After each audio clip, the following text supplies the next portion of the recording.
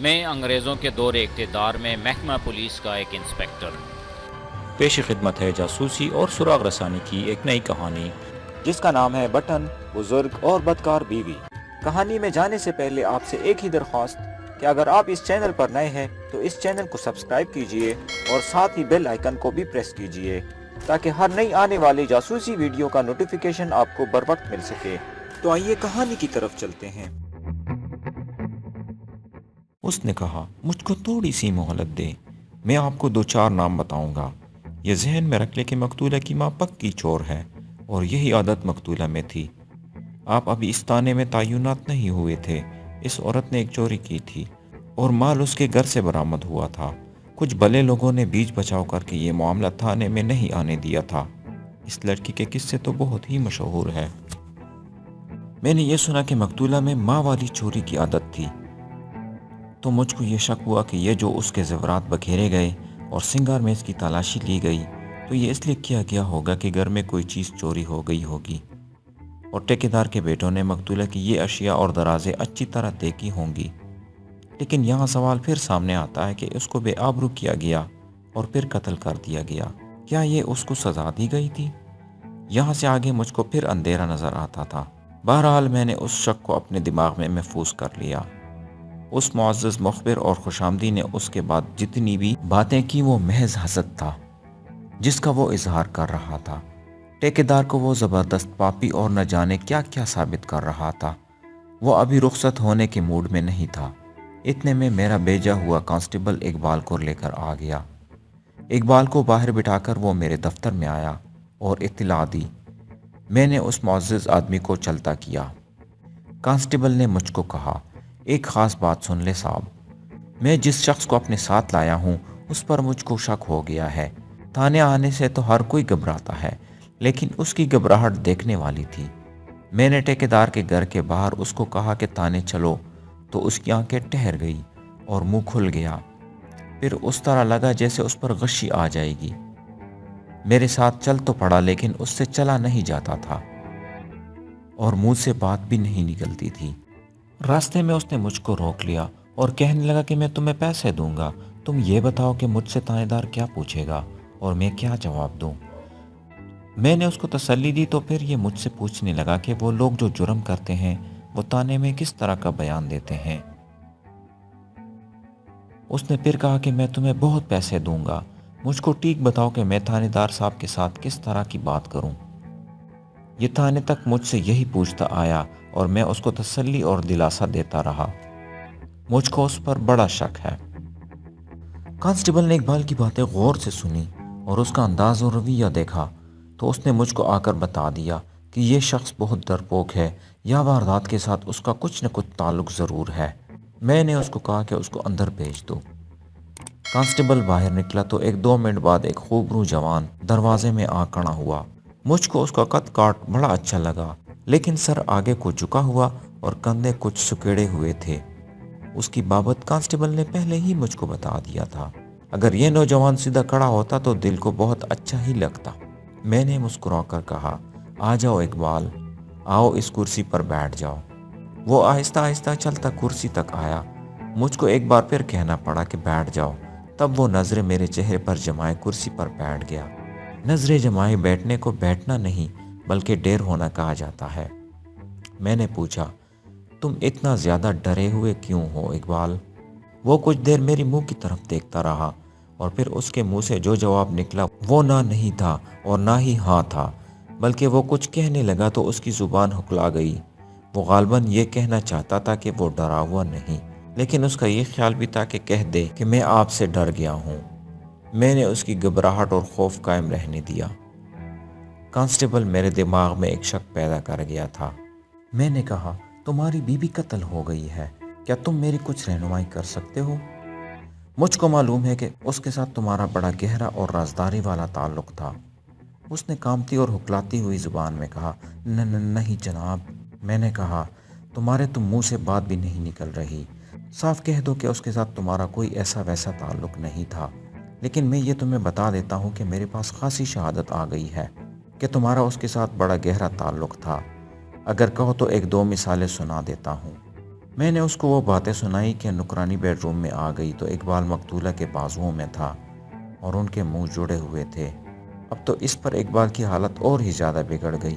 میں نے اس کو ایک بار پھر کہا کہ مقتولہ کے ساتھ اگر اس کی کچھ بے تکلفی تھی تو یہ کوئی جرم نہیں تھا، وہ اس کا اقرار کرنے سے نہ گھبرائے، لیکن اس کی گھبراہٹ میں اضافہ ہوتا چلا جا رہا تھا۔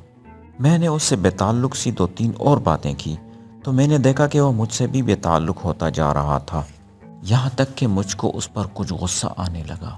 میں نے جیب سے وہ کاغذ کا وہ ٹکڑا نکالا جو مجھ کو مقتولہ کے پلنگ کے نیچے سے پڑا ملا تھا۔ اس کاغذ کی تہ کھول کر میں نے کاغذ اس کے آگے رکھ دیا اور پوچھا کہ یہ کس کے ہاتھ کی تحریر ہے۔ اس نے عجیب حرکت کی، پہلے اس کاغذ کو دیکھا اور یکلخت اپنے ہاتھ اپنے سینے پر رکھے اور ہاتھ قمیص کے اوپر والی جیب میں لے گیا، پھر جرسی کی دونوں جیبوں میں ہاتھ ڈالے جیسے اس نے کوئی چیز گم کر دی ہو اور اس کو جیبوں میں تلاش کر رہا ہو۔ میں فوراً سمجھ گیا کہ اس نے یہ پرچی اپنی جرسی کی جیب میں یا قمیص کی جیب میں رکھی تھی، اور اب اس کو پتہ لگا ہے کہ یہ پرچی کہیں گر پڑی تھی۔ اس کو جب اپنی جیبوں میں یہ پرچی نہ ملی تو اس کا جسم جیسے بالکل ہی جام ہو گیا ہو۔ میں نے اپنا سوال پھر دہرایا کہ یہ کس کے ہاتھ کی تحریر ہے۔ اس نے بڑی مشکل سے جواب دیا، پتہ نہیں جناب۔ میں نے پوچھا، پھر اپنے جیبوں میں کیا ڈھونڈ رہے تھے؟ کچھ دیر اس نے جواب نہ دیا تو میں نے کہا، یہ تحریر تمہاری ہے اور تم یہ پرچی اپنے جیبوں میں ڈھونڈ رہے تھے۔ تم جانتے ہو کہ مجھ کو یہ پرچی کہاں سے ملی ہے؟ اب بتاؤ یہ پرچی وہاں مقتولہ کے پلنگ کے قریب کس وقت گری تھی؟ اس نے رک رک کر جواب دیا، مجھ کو پتہ نہیں چلا کہ کہاں گری ہے۔ میں نے پوچھا، یہ تم نے اپنے کس جیب میں رکھی تھی؟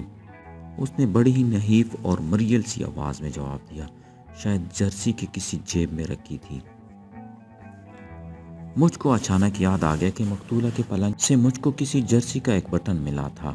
تب خیال آیا کہ اقبال نے جرسی پہن رکھی ہے اور یہ خاصی قیمتی جرسی ہے۔ نوکرانی نے مجھ کو بتایا تھا کہ مقتولہ نے اقبال کو ان سردیوں کے شروع میں بڑی قیمتی اور نئی جرسی دی تھی۔ میں نے اقبال کی جرسی کے بٹن دیکھے تو 100% ویسے ہی تھے جیسا بٹن مجھ کو پلنگ سے ملا تھا۔ میں نے اس کو کھڑا ہونے کو کہا۔ وہ کھڑا ہوا تو اس طرح لگا کہ بجلی بڑی زور سے چمکی ہو اور مجھ کو دونوں جہاں نظر آ گئے ہوں۔ اقبال کی جرسی کا نیچے سے اوپر کو دوسرا بٹن ٹوٹا ہوا تھا، یعنی بٹن تھا ہی نہیں، وہاں صرف دھاگا تھا۔ میں نے اپنی جیب سے بٹن نکال کر اس کے آگے رکھ دیا اور کہا، یہ لو اقبال، تمہاری جرسی کا بٹن میرے پاس ہے۔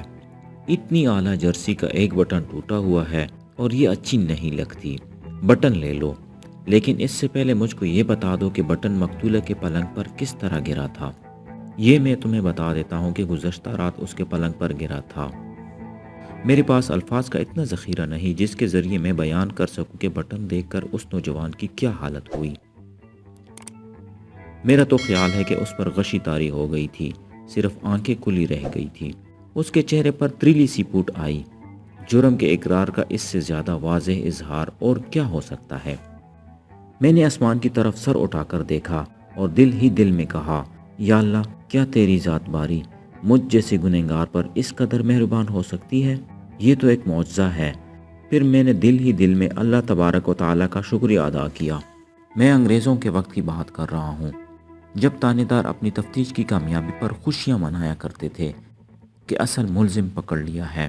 میں نے اس ہیڈ کانسٹیبل کو بلایا جس نے انگلیوں کے نشان لیے تھے۔ اس کو کہا کہ وہ اقبال کے دونوں ہاتھوں کی انگلیوں اور انگوٹھوں کے نشان کاغذ پر لے لے۔ ہیڈ کانسٹیبل پیڈ لے آیا اور اقبال کا ایک ہاتھ پکڑ کر انگوٹھا اور انگلیوں کو پیٹ پر رکھا۔ اقبال نے ہاتھ پیچھے کھینچ لیا اور ہنگامہ برپا کر دیا۔ وہ لڑتا جھگڑتا نہیں تھا، بلکہ روتا اور منتیں کرتا تھا کہ پہلے اس کی بات سن لی جائے اور اس پر رحم کیا جائے۔ اس نے یہ بھی کہا کہ آپ مسلمان ہیں اور اللہ اور رسول اور قرآن کے نام پر مجھ پر رحم کریں، میں غریب باپ کا بیٹا ہوں، پہلے میری مجبوریاں سن لے وغیرہ وغیرہ۔ اس کے آنسو بہہ جا رہے تھے اور میں خاموشی سے اس کا وویلا اور فریادیں سن رہا تھا۔ وہ دراصل یہ سمجھ بیٹھا تھا کہ انگوٹھوں کے نشان لگوا لیے اور انگلیوں کے نشان لے لیے تو اس کو پھانسی کی سزا مل جائے گی۔ میں اس پر تشدد کر کے خاموش کروا سکتا تھا اور اس کی ہڈی پسلی ایک کر کے کہتا کہ تم اگر قاتل ہو تو فوراً اقبال جرم کر لو، لیکن میں نے اس کی بجائے شفقت اور پیار کا رویہ اختیار کیا۔ اس کو کہا کہ میں مسلمان ہوں جیسا کہ اس نے کہا، اور میں یہ ثابت کر دکھاؤں گا کہ میں پکا مسلمان ہوں اور ایک مسلمان بھائی کی خاطر کچھ قربانی دے سکتا ہوں۔ قصہ مختصر یہ کہ اس کو میں بہلا پوسلا لیا اور اس کو کہا کہ وہ بے تکلفی سے بات کرے، چھپائے کچھ بھی نہیں، اور پھر میں اس کی مدد کرنے کے قابل ہوں گا۔ اس کو بولنے کے موڈ میں لانے کے واسطے مجھ کو محنت کرنی پڑی، جس میں کامیابی حاصل ہو گئی۔ اس کی سب سے بڑی کمزوری یہ تھی کہ جرائم پیشہ نہیں تھا، نمازی، پرہیزگار اور دیانتدار آدمی تھا۔ وہ تو تھانے اور تھانے دار کا رعب برداشت کرنے کے قابل بھی نہیں تھا۔ میں نے اس کو ادھر ادھر کی باتوں میں لگا لیا اور پوچھا کہ یہی وہ جرسی ہے جو مقتولہ نے اس کو دی تھی؟ اس نے جواب دیا کہ یہی ہے۔ پھر میں نے پوچھا کہ یہ بٹن کہاں اور کس طرح ٹوٹ کر گرا تھا؟ اس نے جواب دیا کہ اس کو کچھ پتہ نہیں۔ صبح اس کو خبر ملی کہ ٹھیکیدار کی بیوی قتل ہو گئی ہے، تو وہ بڑی تیزی سے کپڑے بدل کر اور یہی جرسی پہن کر دوڑ پڑا اور ٹھیکیدار کے گھر پہنچا۔ میں نے کہا کہ پرسوں یہ بٹن جرسی کے ساتھ تھا یا نہیں؟ اس نے جواب دیا کہ پرسوں بٹن جرسی کے ساتھ تھا اور یہ گزشتہ رات ہی ٹوٹا ہوگا۔ اگر یہ شخص مجرمانہ ذہنیت کا ہوتا تو یہ جرسی پہن کر تھانے نہ آتا، یا تھانے آنے سے پہلے یہ جرسی اتار آتا، لیکن اس کو اتنی بھی ہوش نہیں تھی کہ اس کا ایک بٹن ٹوٹ کر کہیں گر گیا ہے۔ میں نے اس سے ایسے ہی ایک بات پوچھی تو اس نے ہاتھ جوڑ کر منت کی کہ میں شروع سے اس کی بات سنوں اور وہ آخر تک پوری اور بالکل سچی بات سنائے گا۔ میں نے کہا چلو ایسے ہی کر لو۔ اس نے بات اپنے گھر کی مالی حالت سے شروع کی۔ یہ میں نے پہلے تحریر کر دی ہے، یعنی وہ ایک ہندو آڑتی کا منشی تھا، پھر اس کا باپ آرے میں بازو کٹ جانے سے معذور ہو گیا۔ ٹھیکیدار نے اقبال کو اپنے ہاں رکھ دیا۔